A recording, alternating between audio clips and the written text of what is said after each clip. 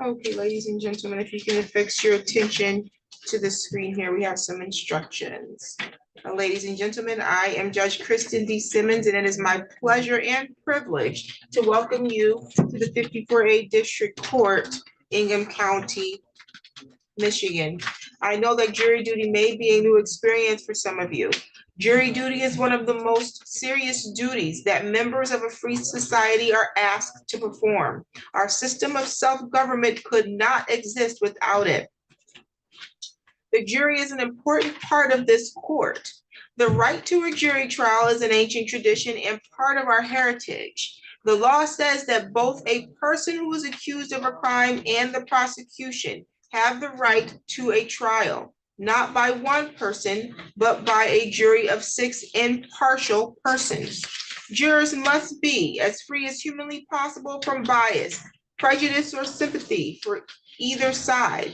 Each side in a trial is entitled to jurors who keep open minds until the time comes to decide the case. A trial begins with jury selection. The purpose of this process is to obtain information about you that will help us choose a fair and impartial jury to hear this case. During jury selections, the lawyers and I will ask you questions. This is called voir dire. The questions are meant to find out if you know anything about the case.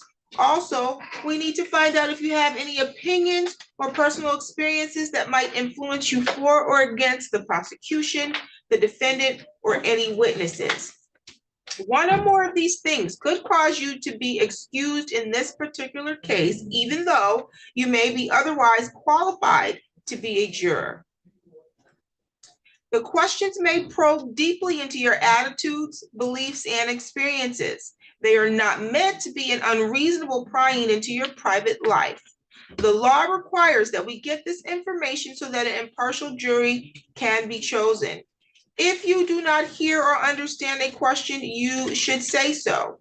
If you do understand it, you should answer it truthfully and completely. Please do not hesitate to speak freely about anything you believe we should know. During jury selection, you may be excused from serving on the jury in one of two ways. First, I may excuse you for cause, which is that I may decide that there's a valid reason why you cannot or should not serve in this case. Or a lawyer from one side or the other may excuse you without giving any reason for doing so. This is called a preemptory challenge. The law gives each side the right to excuse a certain number of jurors in this way. If you are excused, you should not feel bad or take it personally. As I explained before, there simply may be something that causes you to be excused from this case. I will now ask you to stand and swear to answer truthfully, fully, and honestly all the questions that you will be asked about your qualifications to serve as a juror in this case. If you have religious beliefs against an oath, you may affirm that you will answer all the questions truthfully, fully, and honestly. Can all the jurors rise? Do you solemnly swear or affirm that you will truthfully and completely answer all the questions about your qualifications to serve as jurors in this case? If you do so, you signify by saying, I do. I do. Thank you. You can be seated. And I'll introduce my staff. I have here seating to my right, my judicial assistant, Miss Addie Nash. She's also the court recorder. And then I have here to my left, my court officer who helped escort you upstairs. That is Miss Yolanda Collins Green. This is a criminal case involving the charges of false report of a misdemeanor, which I will explain more fully later.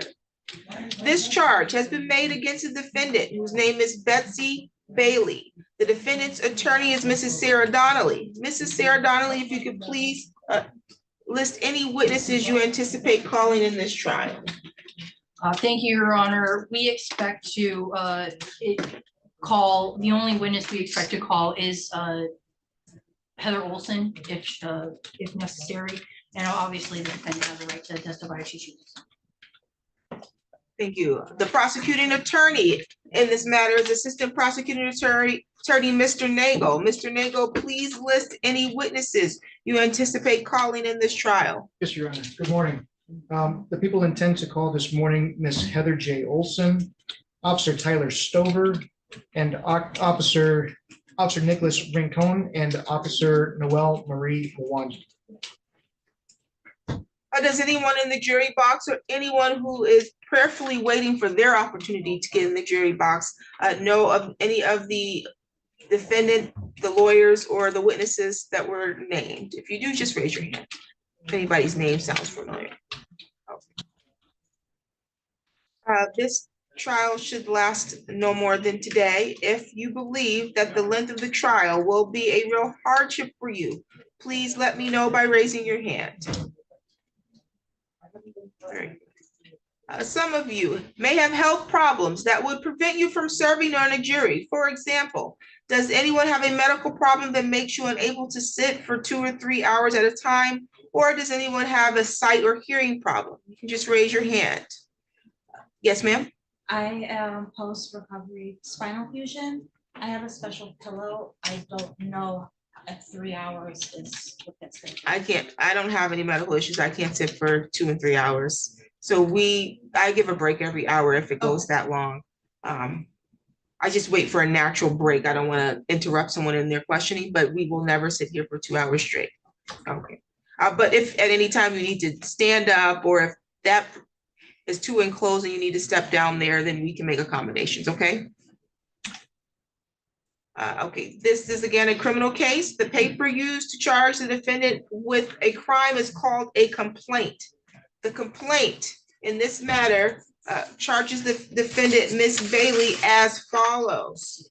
On or about June 4th, 2024, at the area of 4711 South Gate Avenue, which is in the city of Lansing, Ingham County, state of Michigan, the defendant in count 2 allegedly committed the act of false report of a misdemeanor and did intentionally make a false report of the commission of a misdemeanor of entry without permission to a 911 operator, knowing that the report was false and that this was contrary to Michigan Compiled Law 750.411A1A. The defendant has pled not guilty to the charge. You should clearly understand that the complaint I have just read is not evidence. A complaint is read in every criminal trial so that the defendant and the jury can hear the charges. You must not think that it is evidence of that she is guilty or that she must be guilty because she has been charged. A person accused of a crime is presumed to be innocent. This means that you must start with the presumption that the defendant is innocent. This presumption continues throughout the trial and entitles the defendant to a verdict of not guilty unless you are satisfied beyond a reasonable doubt that she is guilty. Every crime is made up of parts called elements. The prosecutor must prove each element of the crime beyond a reasonable doubt. The defendant is not required to prove her innocence or to do anything. If you find that the prosecution has not proven every element beyond a reasonable doubt, then you must find the defendant not guilty.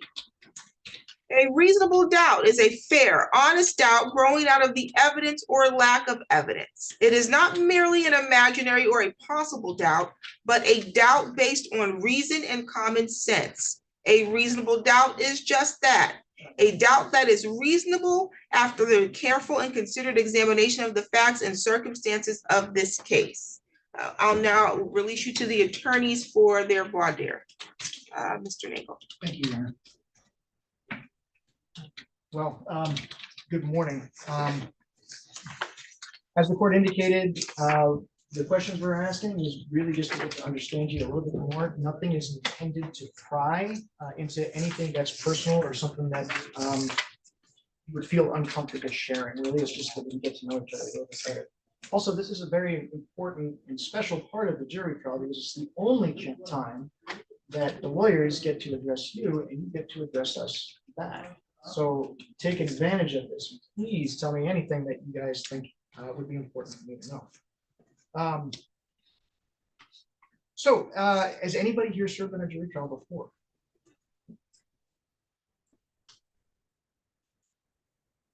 Has anybody been part of a trial, so criminal or civil in the past? as a witness or otherwise? Okay.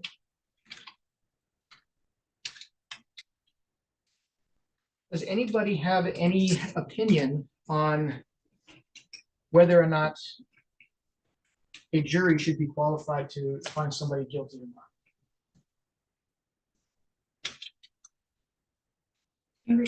You mean like, is it fair? Or like, Yes, ma'am. okay, Do you have any No. thoughts on that? no. I just was curious if that's what you mean. Okay.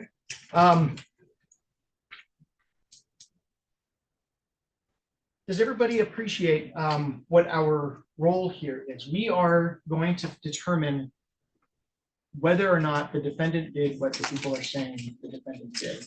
We're not supposed to be taking into consideration what kind of sentencing may come about if we find her guilty. We're not supposed to take into consideration anything else extraneous to what we talk about here today. So in other words, if the defendant at some point in the investigation said that she did what we charged her of doing, do we understand that our job here then is done? Does that make sense? Does anybody have any thoughts or feelings about that? Okay.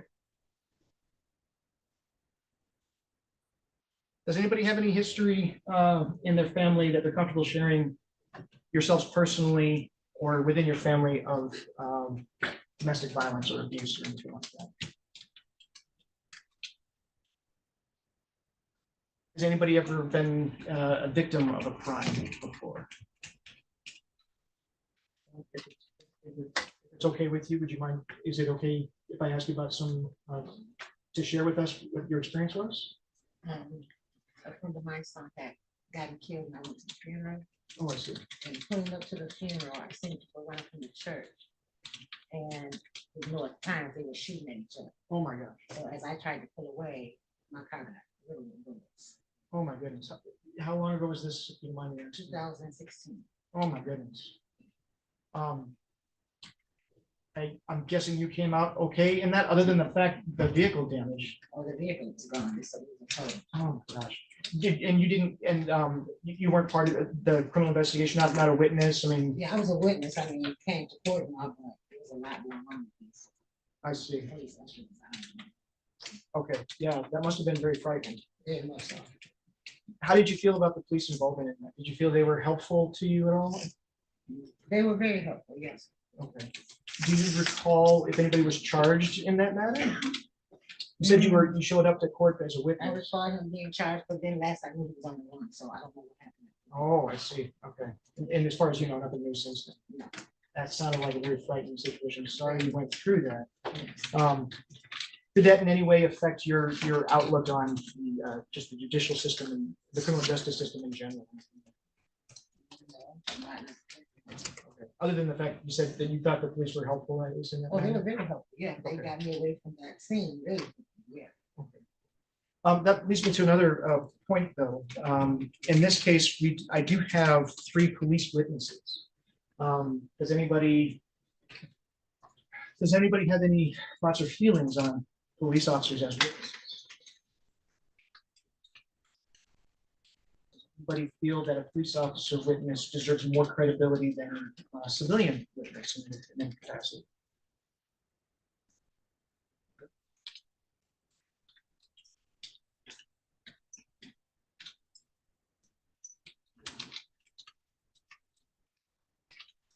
So the crime that we are talking about today, the false report of a misdemeanor, does anybody feel like there would be a good reason to report a misdemeanor? Does anybody feel like just in the back of their mind that there might be a reason I would falsely, or I could see somebody falsely reporting a crime for any reason? Does that strike anybody as an option? As a valid reason? or- Yes, sir. No. You don't think it would be a valid reason? To falsely report. Yes, sir. Can you tell me why you don't think so? And I'm sorry to pick on you, you Yeah. spoke up. Well, that's all right. Well, it's a false report. What do you mean by that? It's a false report. I mean, I Maybe certainly have didn't my feelings understand on. the question. Well, no, I have my feelings on, when I would say, why I don't think somebody should file a false report, but what's your feeling? Well, it's untrue. Why would that matter to you? I think honesty is important. Honestly, okay, sure, from an honest perspective. Okay, yes, ma'am, I was coming to you anyway. Oh. You were nodding your head. No, I'm just saying that that's taking away law enforcement from something that could really be going on, a robbery or something. That's what I'm thinking. That would be a concern to you then if the police were tied up in something else. Yes. Anybody else want to comment or have feelings on what's been shared so far? You reflect this, you feel the same way. Okay.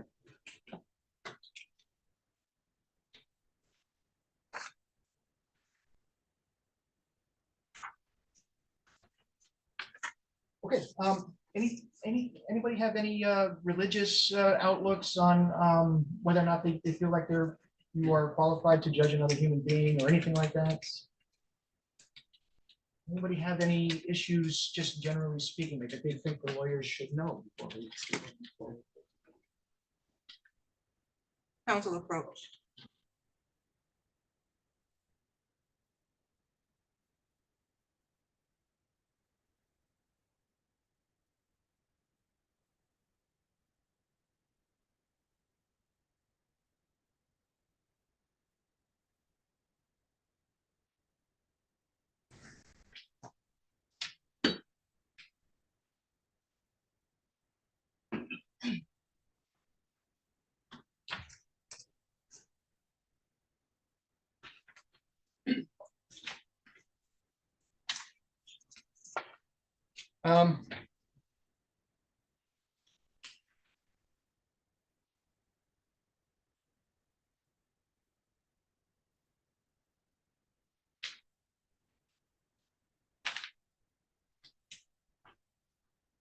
Does anybody have any issues with, and forgive me if the judge already brought this up, does anybody have any issues with hearing?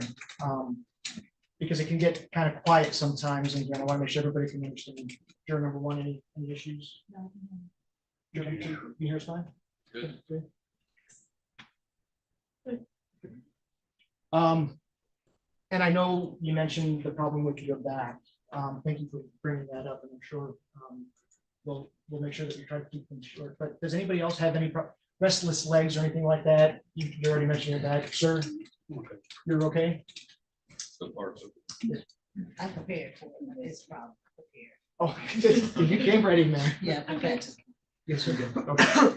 All right, ladies and gentlemen, I don't have anything further for you. I want to thank you very much for being very candid with me and sharing your opinions. I want to thank you for taking the time out of your afternoon to be with us here today. This is a very important part of our criminal justice system, and I'm very glad that you guys are going to be a part of it. Ms. Dowling. Morning, everybody. Good morning, jurors. All right, so as the prosecutor stated when he opened his voir dire that, we're just we're ensuring that everyone here is going to be open-minded to the facts, that they aren't going to make a decision until they've heard both sides of the story, all the evidence, and then obviously when you go back to deliberation, that you stay open-minded and you consider all the facts. So these questions are, my questions are basically to make sure that I have an open-minded jury. So first off, we briefly talked about you were in surgery recovery, you said? All right, and how long ago was that? I'm 4 months post. Okay, so you're still, you've done physical rehabilitation stuff, so you're not in any significant pain right now No. that would inhibit your ability to like listen or understand or be open. Okay, all right.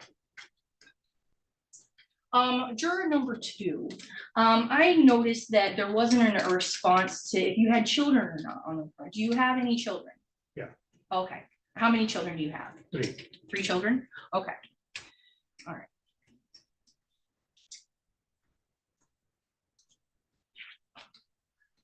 All right, and then, so some things that obviously we know what we're here for. The allegation is that Betsy made a false report of a misdemeanor. So we've gone over kind of the elements of that. One of the big elements is that you as a jury were gonna have to decide if you believe whether this was a false report. And one of those big elements is what Betsy intended. Actually, there are two elements with regard to intention. You have to find beyond reasonable doubt that she knowingly made a false report and that she intended to make that false report. So anyone have any trouble or they believe they're going to have a hard time being open-minded about Betsy and what she intended or basically or what she was intending to do that day, or whether she knowingly made a false report? Does anyone have any hard time being open-minded or hearing the facts about what exactly happened in someone's mind? Okay, all right.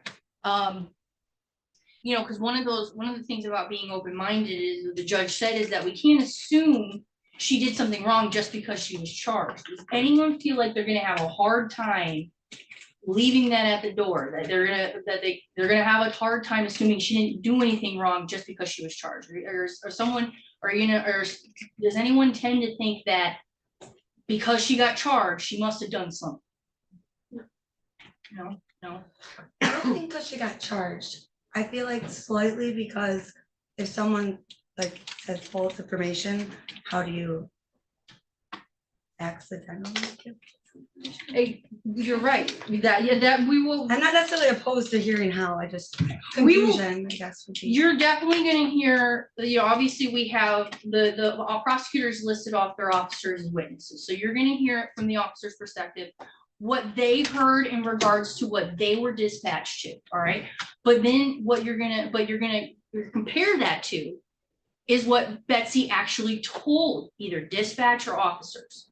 Our intention is that you hear the 911 call. You actually get to compare what Betsy has said in both to the dispatch and the officers, and decide for yourselves whether she knowingly made a false report that she intended to make. Okay. So again, nobody has no problems thinking that she didn't do anything, assuming she didn't do something wrong just because she was charged, right? Right. All right. And then the prosecutor did bring up the issue with domestic violence. So any of you have ever been involved in a case of domestic violence? No? Shaking heads, no nodding heads. Okay. All right. And then he also asked about, we have police witnesses. Now, is anyone gonna have a hard time doubting what a police officer says or their actions, like questioning what they do? Does anyone tend to assume that officers, everything that they do is correct? No, shaking heads. Not anyone disagree with that? Okay. All right. So in the end, you'll be able to stay open-minded and listen to the evidence and judge it by what you see here, correct? Yes. Okay. All right. And not by any sort of assumption about just because they're an officer. Okay.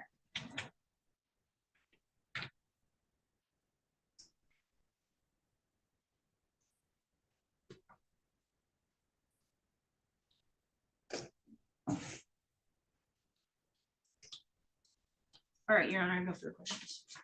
Any challenges? Mr. Nagel. None of those are. I don't have any for cause, Your Honor. Any preemptory? People are satisfied with the jury.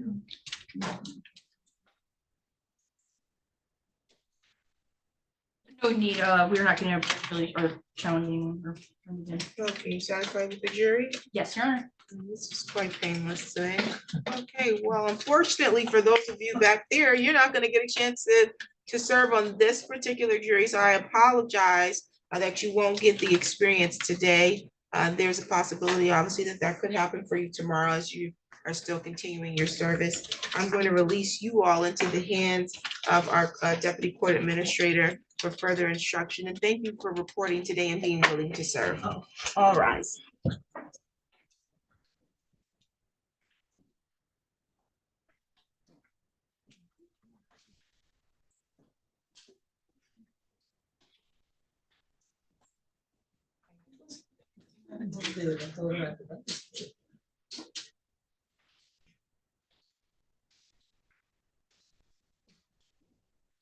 Okay, thank you. You all may be seated.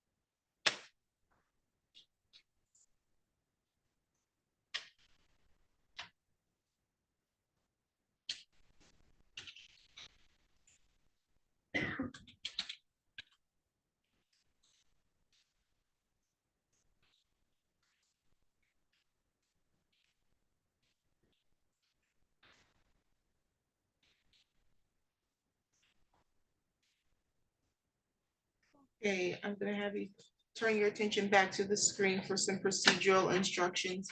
And ladies and gentlemen of the jury, you have been chosen to decide this criminal charge made by the state of Michigan against one of your fellow citizens. I will now ask you to stand and swear to perform your duty to try the case justly and to reach a true verdict. If your religious beliefs do not permit you to take an oath, you may instead affirm to try the case justly and reach a true verdict. So could the 7 of you please stand? Each of you do solemnly swear or affirm that in the action now before the court, you will justly decide the questions submitted to you, that unless you are discharged by the court from further deliberation, you will render a true verdict, and that you will render your verdict only on the evidence introduced and in accordance with instruction of the court. If you do so, you say, "I do." I do. Thank you. You can be seated. Everyone warm or comfortable? Do you need the fan on at all? Okay. You will get a copy of my instructions that I'm going to read to you, but you won't actually get them until we adjourn for you to deliberate. Since no one can predict the course of the trial, these instructions may change at the end of trial. So at the close of trial, I will provide you a copy of my final instructions for you to use during deliberations. Now I will explain some of the legal principles you will need to know in the procedure we will follow in this trial.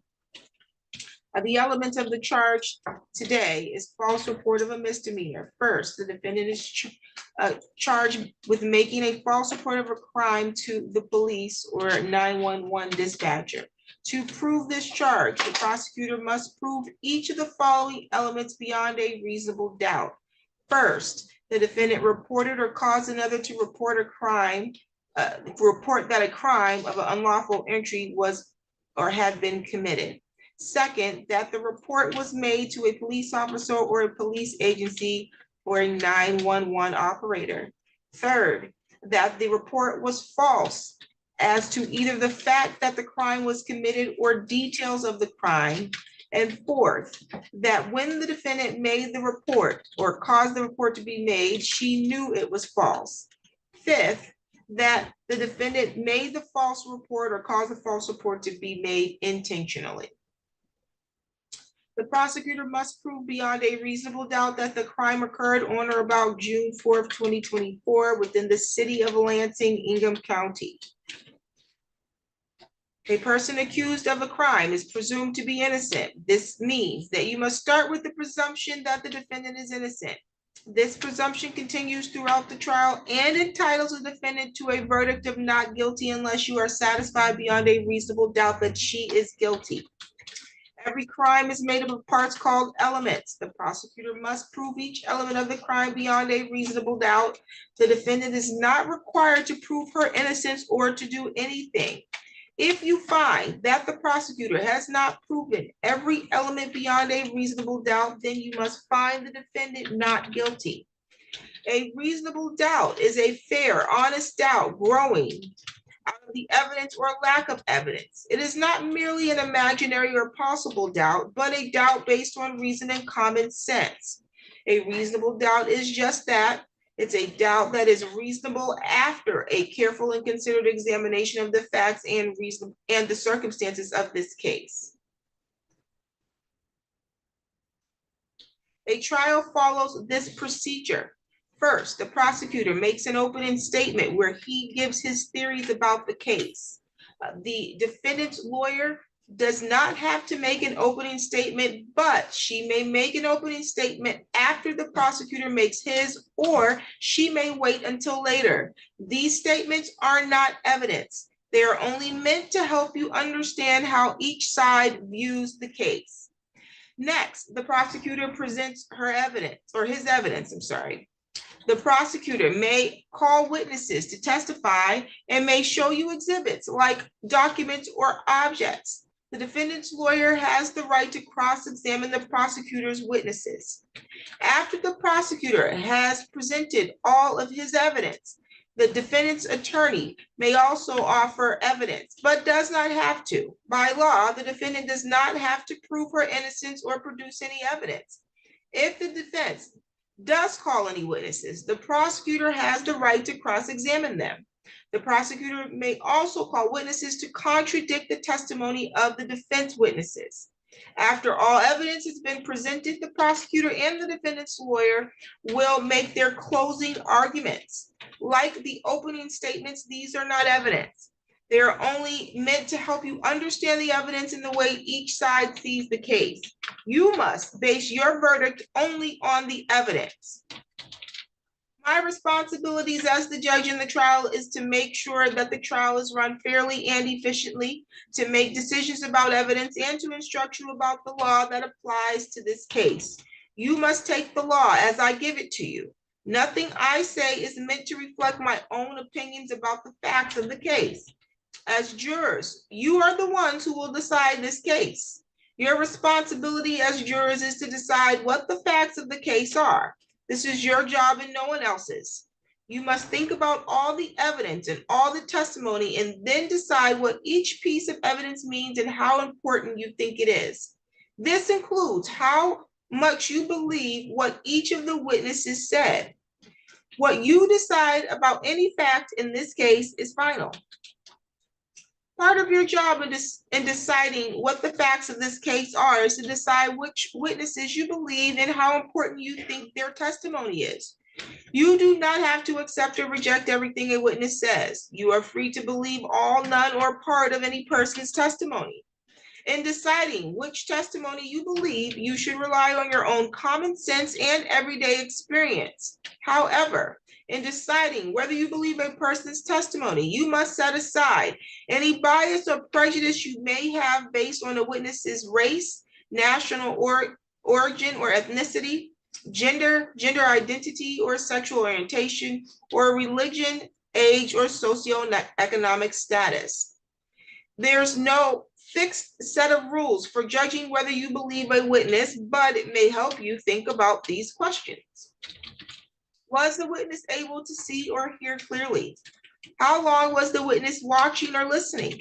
Was anything else on that might have distracted the witness? Does the witness seem to have a good memory? How does the witness look and act while testifying?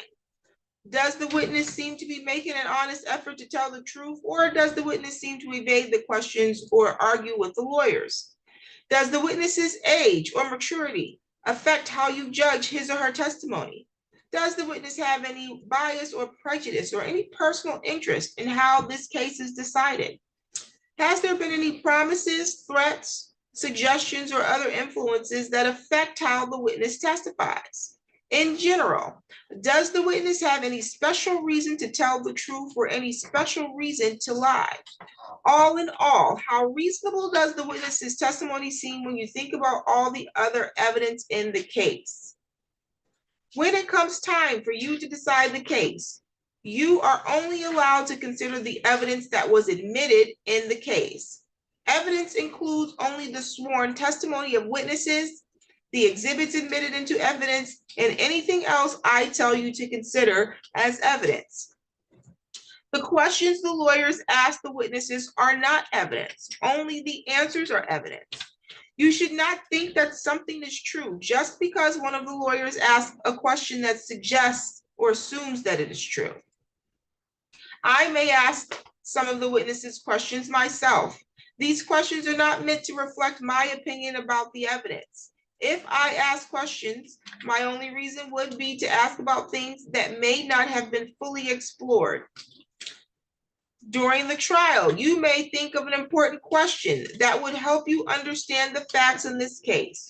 You are allowed to ask such questions.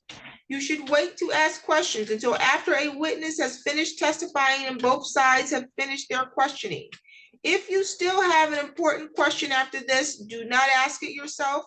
You'll raise your hand, write the question down, and you'll pass it to my court staff who will give it to me. Do not show your question to other jurors.